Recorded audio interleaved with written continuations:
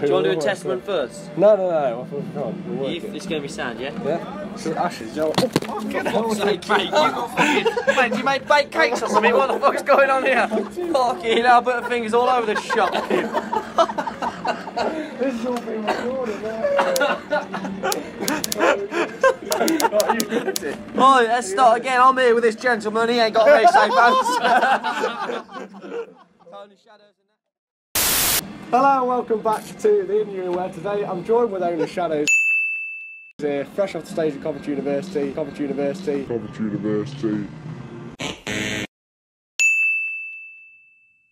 We've had a bit of a nightmare getting to this stage of the interview. I've really enjoyed my time here. We haven't even started yet. Oh, sorry. I thought we were chopping that in. Yeah. Audio equipment's all mashed up, but it doesn't matter. We're gonna try and work through it. We've got a Samsung though, so we're all okay. Exactly. It's actually an iPhone. No, that's legit. Samsung. Anyway, very nice gig that went on tonight. You played first before trampoline and now the Sherlocks. Yep. How did you find it? Did it go as well as you expected? Yeah, so we're a bit out of shape. I think you can tell that anyway. But we're out of touch from our last tour. We toured with Coasts. How many months ago? That was April. 6 months ago. 6 months ago. 6 months ago. So you know. That's your last gig. 6 months ago. Yeah. And like I live close to a Five Guys and further away from a gym. Yeah, it's tough. And the thing is, because we've been working so hard on the album, we've done no gigging. Yeah. So we've started on the album, which is just meant studio, no gig. Yeah. No windows, nothing. It's good news either way, though, I suppose. Yeah, if you're a fan. Yeah. And it was a good set to watch as well tonight as well. Quite a good bill because trampoline, well known within the indie sort of sphere, and Sherlocks, of course, they've toured all over the UK and they've got an album out. Yeah. Have you met the Sherlocks? Have you met either of them tonight, trampoline or whatever? Yeah. So nice trampoline we met a while ago. I said he had great tone. He said that's what he said, and I said he's got a great towel. He's got a Welsh towel. Oh really? He has a Welsh towel.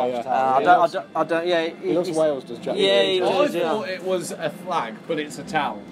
Oh, is that a flag? Yeah, it's a towel. It's a towel. I thought that, and I don't want to I don't want to throw it up in the air, but they're not doing the island leg of the tour. I don't know if that's anything to do with. There's an issue there.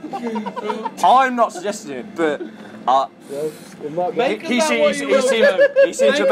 he seemed to make that aware to me pretty early on. Yeah. So I'm not going island. Yeah. He looked at us in the eye. Just like that. Yeah. And I spoke, obviously different to his accent. He was Irish. I went, no, he's so you take from that what you want. Yeah. Sherlock seemed like nice guys though. Yeah.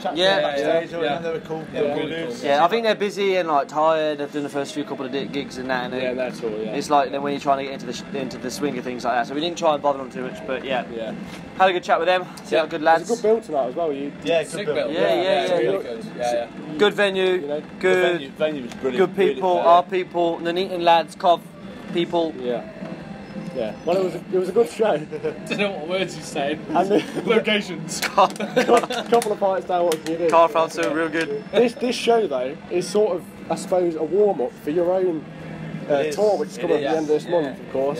Smooth. We've got a link to that. That's a great link. He's done this before. You guys, of course, you have been on tour before, like a year ago or whatever, haven't you? Yes.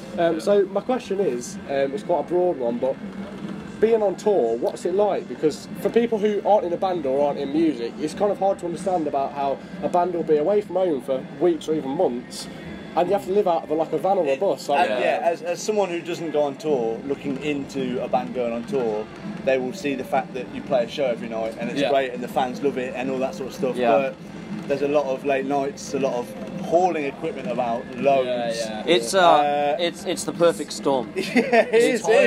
It's absolutely everything you hate along with everything you love. It's like, the only way I can describe it is that you have like 23 hours of just bollocks that you can't be arsed with for this 1 hour of ecstasy. Well, okay. And it's not got a compressor. I've got a. I don't know what to do with my hands. No, but it's Samsung. It's really probably the most. Fuck off. We need to put this back down here. It's fine, it's fine. It was the nod that got me. It was No, it's fucking well hard, mate. I don't know why we do it. My question, I've got a question about it. What do you eat?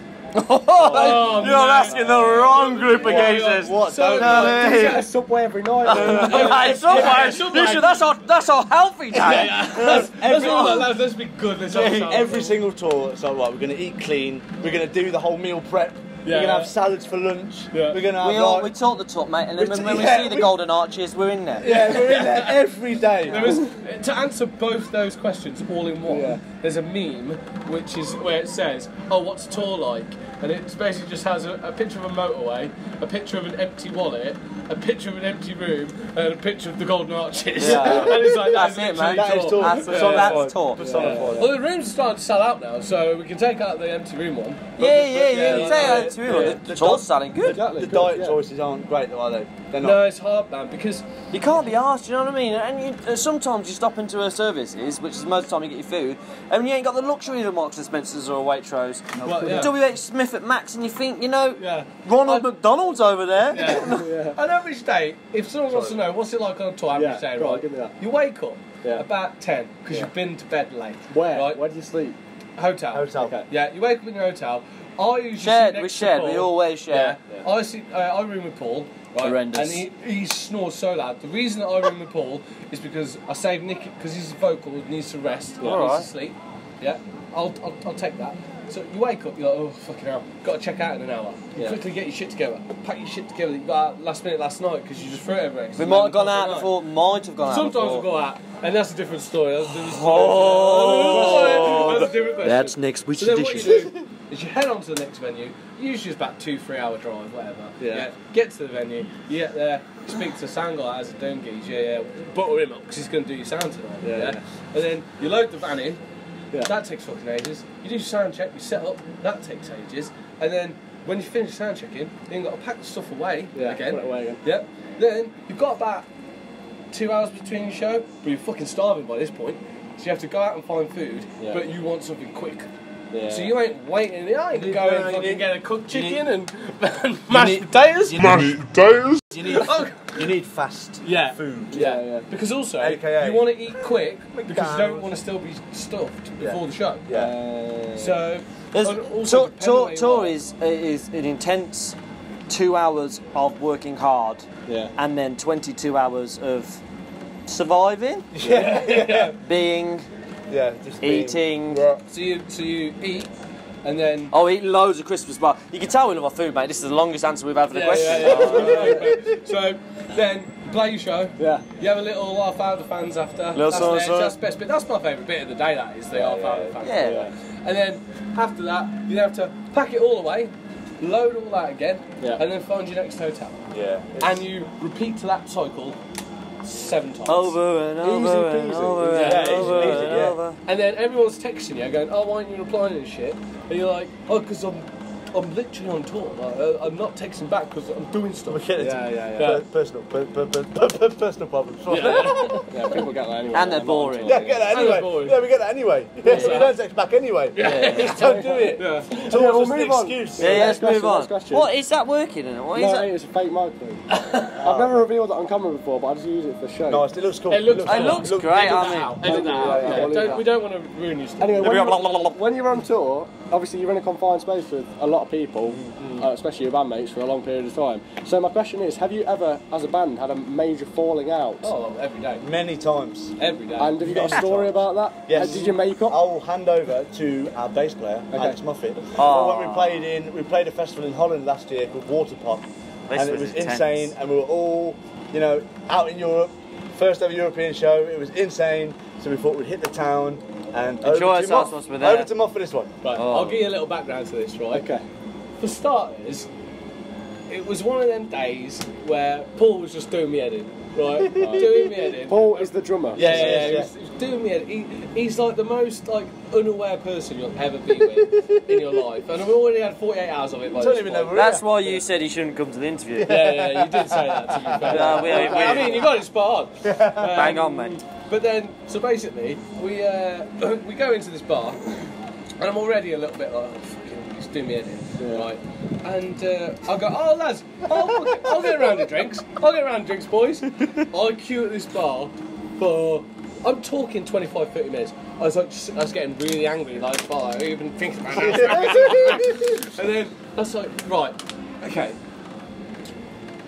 Walk to the dance floor, and I am holding all their beers because none of them will come back to help me out. Not one of them. So I walk over to the dance floor like this. Whoa. To become the hero. The hero that got the drinks. All the drinks, boys! I've been at the bar for 25 minutes. Don't you worry about it, boys. And they're all there like, how's it going, Rob? Where you been? Drinking their drink. And I was like, where the fuck did you get them from? And they were like, oh, there's no bar over there, mate. What's worse? Oh, did you get me one then? No, we did not. No, we did not. Right? And I just went, I don't know one of your fucking mates. And I sat at the bar, I was in a right paddy, and then Enzo, who was coming on tour as a photographer with us, was like, what's up with you, mate? And I was like, I don't know why I'm their mates. And he looked at me and just went, mate, have you not got over the fact that they're all dickheads? He was like, you should already know this by now. Like, that's why we're here. Yeah, he was like, why are you bothered? Like, you should have learned ages ago they're dickheads. I was like, ah! And then next morning I was like, nearly over it. Yeah. I still went. Still on the high. You probably had all the drinks yourself, didn't you? So. No, you still had them. Still had, mate. Oh yeah, we just finished our drinks. I'm back on timing. That would be the normal action, wouldn't it? Be like, oh no, I'm just fucking polish them off. You have them. Like that. No. They all still took them. Polish them off, mate. Polish them off, mate. Good man. They all fucking take it, don't they? 2 bottling it. Well, I said 1 bottle in it. Dollar bills. Bang out of order. I don't even know if I'd get a good answer to that one. Anyway, next one, still about tour. When obviously on the tour bus, you probably play music, I suppose. Yes, we do. Yes. Small bands that you know of at the moment. If you could each give me one band that you like that we might not know about, who would it be? That you put on if we had a chance right now. Well, I'll probably like say not big bands. Not in the circuit where we are. Yeah. Or what over the UK, but just sort of small. Yeah. You know, like, they're coming on tour with us. I would smash them for Set Out. For set. Oh, Yeah, Amazons, if they're not as big as they are now, obviously. Yeah. Sam Fender would be mine. Sam Fender, really? that's a great shout. He's just been on Jules Holland, hasn't he? Oh yeah, Sam Fender on Jules Holland, BBC. Yeah. But he's really aimed in that big. That little guy, you know, Sam Fender. Yeah, that small guy. Yeah. Okay, if it wasn't Yonica then. I'd probably say the Broad. No, you like that? No, the Broad. By the way, Broad, wicked band, amazing. Sick. But Courtyards. Courtyards. So yeah. Manchester. So they're playing with us in Manchester. Yeah, and they are insane. Like they're insane band. Then Ronnie likes to probably haven't heard of them. Coldplay. Yeah, he's a big fan. Big fan. If you go on BBC Introducing, Hugh Stevens plays them like, a couple of times. Not often. You have to search. Like they got this song called Red or something. They're still on MySpace because they're so underground. Yeah, they got MySpace. They're all on. They're right next to Tom on MySpace. Sam Fender. Billy Idol. For set. Courtyards. Yeah, there we go. Good. Right, we got all three. There we go. Coldplay in there. Coldplay. Finally, last question about tour. Of course, your show at Casbah on the 3rd of November. Yes. Is the final Coventry show where we are now. Yes. Yeah. And that's sort of a hometown show for you. You've sold it out as well, so congratulations on that. Amazing. Thank you. I suppose that must feel quite good. It's selling it out, but also because it's sort of a place for you that you've probably sort of frequented over the years. Man. Like, we've done a number of college shows over the years, haven't we? And normally when we do a hometown show on the circuit, it's normally Birmingham, isn't it? Yeah. Because we've played Birmingham a lot more, and we're a lot more used to playing in Birmingham, so we just go with Birmingham. But this time we thought, we've played the Collie enough times, we've played Coventry enough times, we owe a show to Coventry, and it's sold out, and it's amazing. Dead excited. Yeah, it's going to be so good. Collie was the first venue ever, first club ever we got into when we were well underage. Yeah.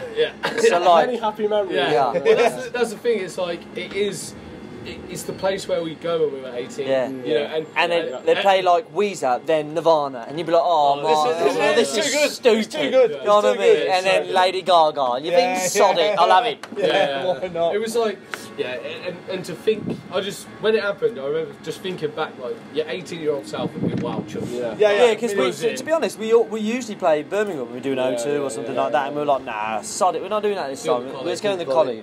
And put our faith in the fact, you know, people come to Collie, and more people come to Collie than they would Birmingham. So it's been bang on. It's going to be a big show. People from Coventry will know. They'll know. They'll know. 350 people are going to be there, absolutely. At least crazy. 25% of the population. That's exactly, geography for you. On to the band bit now.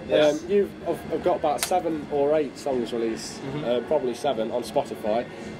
But your most played song is Fight Milk, which has got like double the amount of plays of every other song. Yeah. But that title doesn't seem to fit in with the lyrical content of the song or anything. So what's the story? What do you mean? That? So there's a story behind this, which I feel like you two will probably explain better than I will. But go on, you do. So my version of Fight Milk is that we'd been through some times with potential labels who eventually ended up shafting us, which is a bit annoying, but they would have us down if we signed with them writing songs a certain way and doing things a certain way, and when we came away from that, when that all went down, when that burned down to the ground, we thought we're not going to write songs for we're not going to write songs how other people want to write songs, so we do what we want to do. We'll do what we want to do. So we wrote Fight Milk, a bit of a fuck you to like, this is who we are, this is what we do. Sorry, Disney. Bit of a boop you, and a bit of a, this is who we are, this is what we do, this is how we write music. Yeah.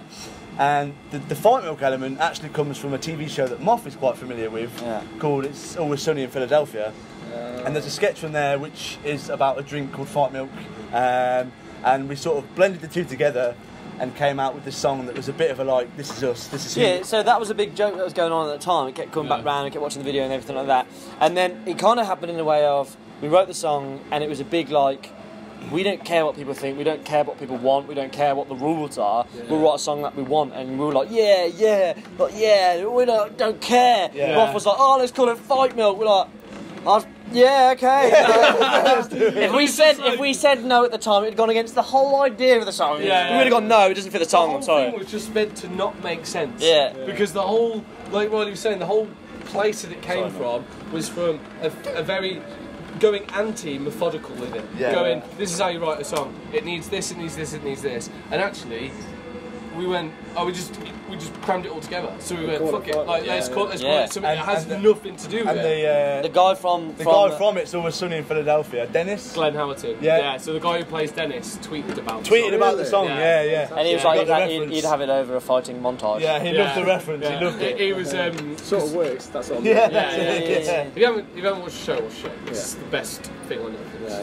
There we go. This is the greatest show. And at least it's not some sort of like vegan activism. I just told you, we eat McDonald's every day. Last time my burger came back up, bro. And then musically, your sort of tunes remind me of bands like, well, I don't know if you'll take this as a compliment or not, but You, Me at the Six. And sort of, I mean, they're a bit emo, but there's other bands like the Amazons as well, I suppose. Do you think, in terms of the scene at the moment, that there's a good amount and healthy amount of heavier rock music, or do you think there's a lack of it? There's a lack of it. There is a lack of it. I want 2003 back. Yeah, because you mentioned Yonica, and they're sort of bringing the... They're sick, man. But they've also got, like, the reason I really like them is they kind of, like, do the heavy rock with, like, a hip-hop vibe with it as well. The drums are very kind of hip-hop. It's fucking cool, man. But there is no... But do you know what? Like, we don't even do it justice. We don't even get into that world so much because you're so, to a certain extent, pressurised to kind of make it a bit more easy listening because you know, there's not many people left that love it. You know what I mean? It's music people and band people love it. You know what I mean? And it's a shame. If you want to get somewhere, you've got to make pop music, haven't you? A lot of indie bands these days are sort of up the frets, like Oh, it's pop songs. It's pop songs. We all religiously playing drop Q. So if you're not getting the R's and the T's in there, the funny thing is, like when we started to record the album, and we're really amazed at the expansive range that we've got, because some of them are like really heavy, as like Fight Milk, and we've just done one which is like an 80s Springsteen vibe, and it's really like completely varied. So we need more. We need more heavy rock. Definitely. That's the aim to do, right? More System of a Down, And of course, your last single, Cold Shoulder, was released on High Time Records, which is the Manic's question. It is a heavy song. what happened with High Time, and are you still signed to them? I was going to ask. My question was, how did it come about that you were signed to them? But now you've dished a bit of dirt. What do you mean? I've not said anything. Oh, we haven't said anything. What are you talking about? Why are you not signed to them anymore? Well, is that microphone on or not? I'll let you do this, Matt. Oh, you'll do it well, PC. I'll get some of this. It'll be nothing like we said earlier. I'm not even trying to get a scoop. No. Go on, kill it, mate. It's been great. Just decided it went right for us. Well, you hear that? You hear what I mean? No comment. That is you know what I mean? Yeah. We were offered something and we turned it down. Yeah, good idea. Right, Final question to wrap this one up is, of course, your album. You've been mentioning a lot. It's coming early 2019. There's no official sort of date yet, is there? But you've mentioned its release. Yeah. So how does it feel to be releasing an album, and how does it come about? The greatest of feelings. It's the best feeling. I can't even imagine what it's going to feel like now, though, because we've got so much more to do. Yeah. So early it's not really been like.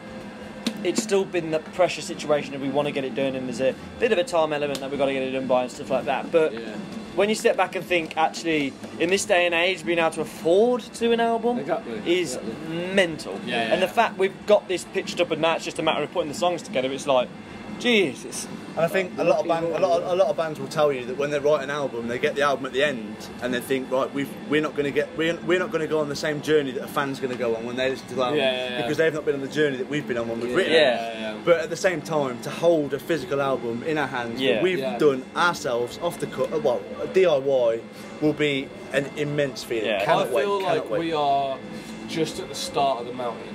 Like we're like so. I mean, we've got so much more to go. We've got all Paul's drums to redo. We've got to get another session playing for that. We've got to get a session player in to do that. we had to like accommodate a day for it.